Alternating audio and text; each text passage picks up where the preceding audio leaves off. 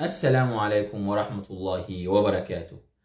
أهلا بكم متابعينا الأعزاء في مقطع جديد.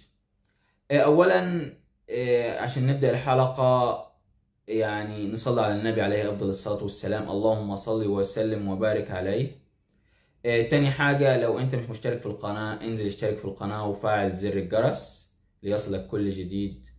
وخلينا نبدأ المشكلة اللي جاية لنا. السلام عليكم ورحمة الله وبركاته. ازيك يا عبد الرحمن؟ أنا شاب عندي 27 سنة. أنا من عيلة بسيطة. أبويا كان راجل محترم جدا، معروف بين الناس بالأمانة والطيبة. كان طول عمره بيتعب علشان يربينا ويقف جنبنا. وبعد رحلة طويلة من الشقة ربنا كرمه ببيت ملك وقطعة أرض صغيرة ومحل بيكسب منه.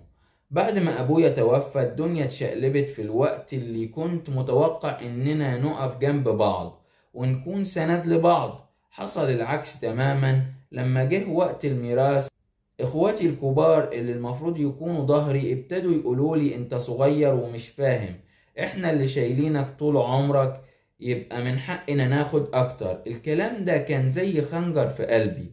انا مشيت ورا شرع ربنا، حقي مش زيادة ولا طمع، ومع ذلك اتهموني اني طماع. حاولت اتكلم معاهم بعقل، اقول لهم يا جماعة ده حقي الشرعي، ربنا قسم لكل واحد نصيبه، ليه تاخدوا حقي؟ لكن كل مرة افتح الموضوع الاقيهم بيقفلوا الكلام بعصبية. انت عايز تفرق العيلة، انت بتدور على الفلوس. وانا جوه قلبي كنت عارف ان اللي بيفرق العيلة مش انا، الطمع هو اللي فرقنا. كل ما حاولت ألجأ لحد من قرايبنا الكبار يتدخل كانوا يقولولي انت سيب اخواتك، ما تكبرش الموضوع، انت الاصغر استحمل، كأني مش انسان، كأني حقي مش مهم. الاصعب مش بس اني اتظلمت، الاصعب اني فقدت علاقتي باخواتي. بقينا نتقابل في الافراح او العزا، السلام بارد وكلام قليل، مفيش ود، مفيش ضحكة زي زمان. العيلة اللي كانت بتجتمع على سفرة واحدة اتفرتكت بسبب شوية فلوس. وأنا دلوقتي كل يوم في قلبي غصة، مش عارف أتعامل معاهم، أكلمهم وأتنازل عشان العيلة ترجع تتلم زي الأول، ولا أتمسك بحقي اللي ربنا كتبهولي حتى لو ده يبعدني عنهم أكتر. سؤالي ليك يا عبد الرحمن وللي بيسمعني، ايه الأهم، ان الواحد يحافظ على صلة الرحم حتى لو على حساب حقه، ولا يتمسك بحقه الشرعي حتى لو ده معناه ان العلاقات هتتبتر؟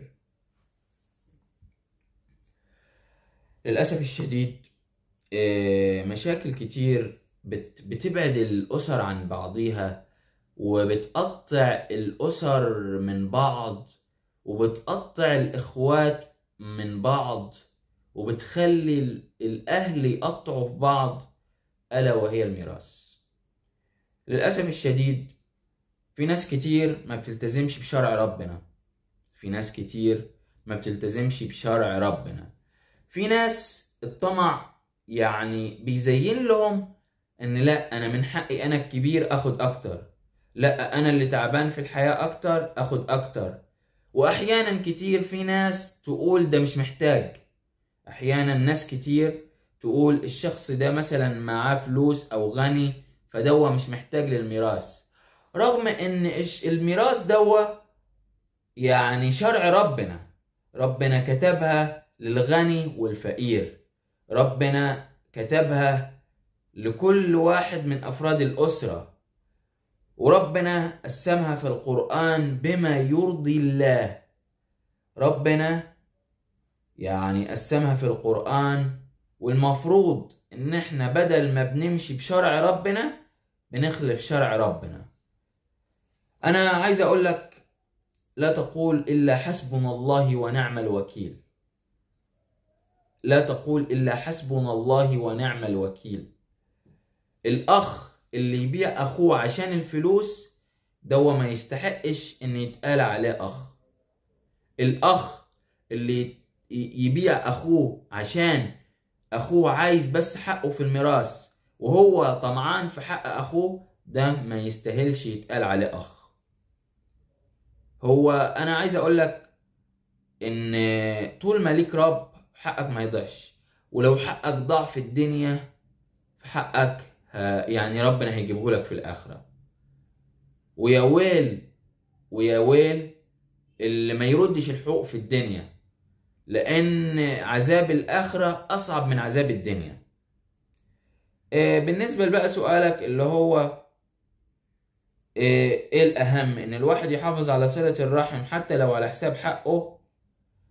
والله أنا ما أقدرش ألزمك بحاجة زي كده، لأن أنت دلوقتي حقك اتاكل، حقك متاكل.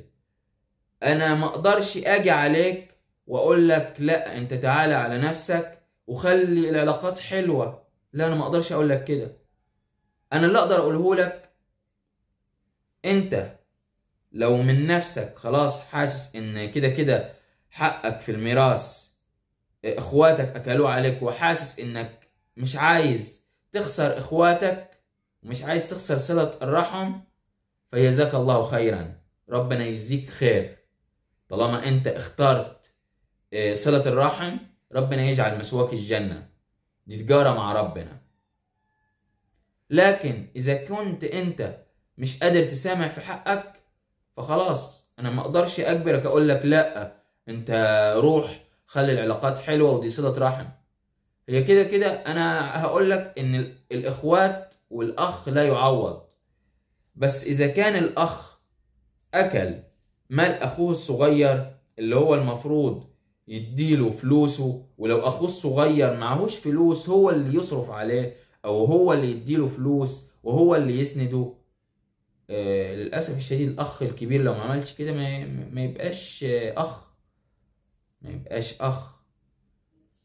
لأن ما هو الأخ إلا سند وظهر.